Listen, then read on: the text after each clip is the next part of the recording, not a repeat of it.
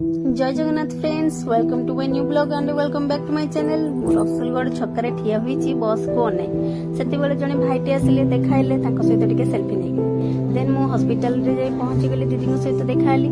दीदी आ बाबा भी बसिथिले, तो बाबा के सहित टिके देखाई कि कथा हे गेली।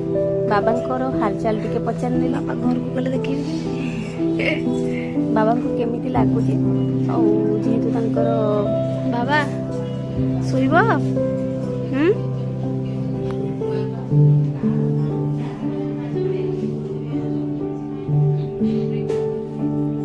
केमती लागुचे बे मिले भी केन लागुच चले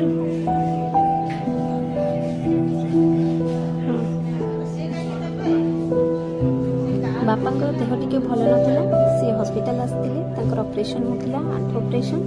तो मु तांको देखा कली। देन फिर मो बस रे मु बसी पळे आसी, बस रे देखला